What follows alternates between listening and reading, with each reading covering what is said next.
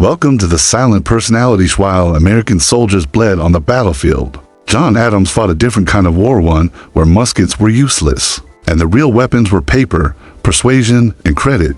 In 1780, the American Revolution was not just in danger of losing battles. It was in danger of going bankrupt, being ignored by Europe, and collapsing under its own debt. So John Adams walked into the Dutch Republic, Europe's financial fortress, knowing one brutal truth. If he failed, the United States might not survive long enough to win a war. In the summer of 1780, John Adams arrived in the Dutch Republic with an assignment that sounded simple on paper and nearly impossible in practice. Win recognition for the United States and raise money in Europe's most sophisticated capital market. While the American war effort was running on fumes, the timing was brutal.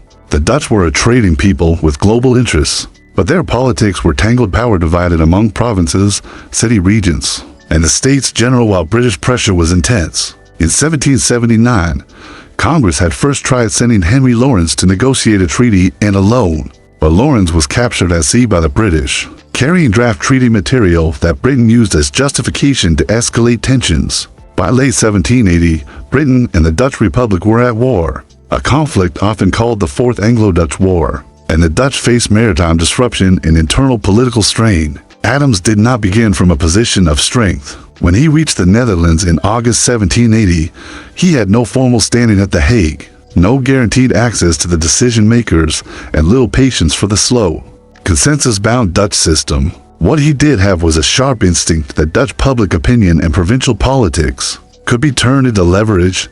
On April 19, 1781, Adams made a decisive move.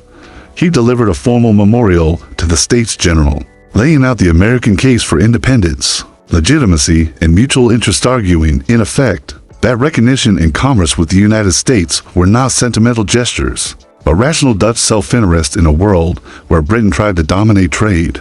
The memorial became a centerpiece of his Netherlands strategy because it forced the question into the Dutch political bloodstream and gave sympathetic figures a document to circulate, debate, translate, and use. Adams also understood something many diplomats prefer not to admit. Sometimes the shortest route to a government is through a society's merchants, printers, bankers, and politically engaged citizens. He cultivated relationships in Amsterdam and beyond, and he pressed the American story in ways designed to fit Dutch Republican pride. He was operating in a republic that had its own history of fighting a great power for independence, and he framed America's struggle as a kindred cause without pretending the Dutch should sacrifice their interests. The goal was to make recognition feel not radical, but inevitable. Meanwhile, the war's trajectory mattered. The American victory at Yorktown in October 1781 changed the diplomatic weather across Europe, making the prospect of an American future less speculative. But in the Netherlands, speculation was exactly what Adams had to convert into action, into votes, signatures, and credit. The breakthrough came in April 1782. On April 19, 1782, the States General accepted Adams's credentials, making the Dutch Republic the second nation after France to officially recognize the United States. It was a legal and political turning point. Recognition transformed American representatives from rebels in European eyes into ministers of a sovereign state. The next morning, on April 20th, Adams formally presented his letter of credence at The Hague, completing the ritual that made his mission real in the language of 18th century diplomacy. Recognition was not just symbolic. It unlocked the practical achievements that Congress needed desperately: a commercial treaty and a loan. First came the infrastructure of diplomacy itself. Adams established an American legation in The Hague, an institutional foothold that signaled permanence. In a war where America's greatest vulnerability was the fear it might not survive, even the appearance of permanence was power. Then came the financial fight. The United States had little reliable revenue under the Articles of Confederation. Congress could authorize borrowing, but it could not easily compel taxation to guarantee repayment. In Europe's money markets, that was a serious handicap. Adams needed Dutch investors to believe that buying American debt was not charity, but a gamble with credible odds. Dutch capital was uniquely important because Amsterdam was one of Europe's financial hearts, experienced with public debt, trading instruments, and international lending. If America could secure credit there, it would gain more than cash. It would gain a reputation. Adams worked through a consortium of Amsterdam banking houses, Wilhelm and Jan Willink, Nicholas and Jacob van Staphorst, and, at least initially, De La Land and Finch firms with the reach and credibility to float a public loan. The arrangement was methodical, almost industrial in its precision, because Dutch investors expected clear terms and dependable administration, even when lending to a distant republic at war. The structure of the first offering tells you how Adams and the bankers tried to make American risk palatable. A prospectus issued in May 1780 to laid out an initial opening for 3 million guilders, at 5% interest over 10 years, organized into 1 million guilder bonds. The paperwork described thousands of individual bonds each for 1,000 guilders, so the loan could be widely subscribed rather than relying on a single patron. And it included a lottery-style amortization plan. Portions of principal would be drawn and repaid over specific years in the 1790s, providing a schedule that looked orderly, predictable, and very Dutch.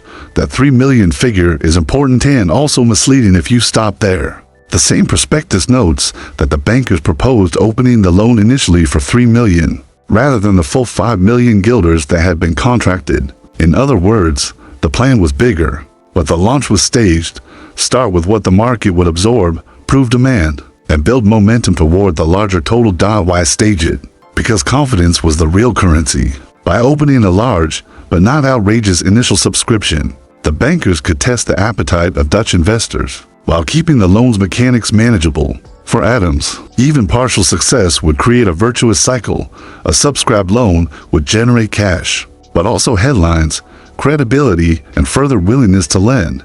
The loan mattered immediately. Congress's finances were precarious. The war had drained resources, and the peace negotiations underway required the United States to look like a functioning state, not a collapsing coalition. A Dutch loan helped America keep paying, keep purchasing, and keep negotiating from a position that did not scream insolvency.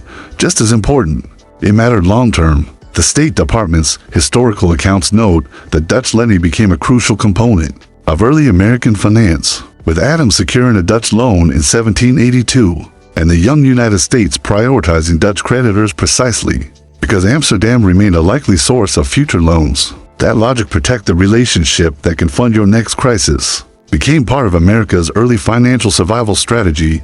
With recognition and credit underway, Adams pushed to lock in commerce. On October 8, 1782, the United States and the Netherlands signed a treaty of amity and commerce at The Hague, formalizing a relationship built not only on wartime sympathy, but on the practical architecture of trade, ships, ports, goods, and legal protections. Congress later ratified the treaty in January 1783, turning Adams's diplomatic work into binding policy. In the scale of the revolution, it is easy to overlook the Netherlands' mission because no cannons fired at The Hague, and no dramatic battlefield surrender happened in Amsterdam. But that is exactly why it mattered. Adams's work there addressed a different front of the war, the front where nations decide whether you exist, and where bankers decide whether you can endure. By securing Dutch recognition on April 19, 1782, Adams helped pull the United States out of the category of rebellion and into the category of sovereignty.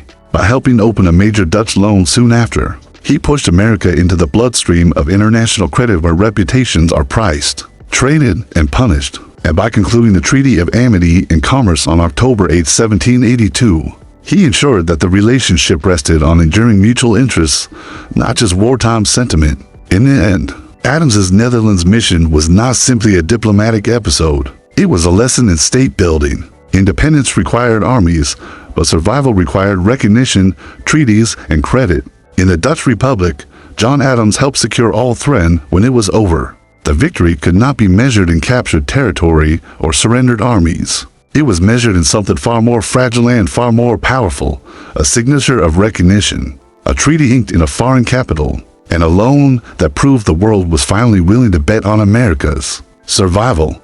John Adams had walked into the Netherlands as the representative of a revolution many believed would fail, but he left as the ambassador of a nation the world could no longer deny.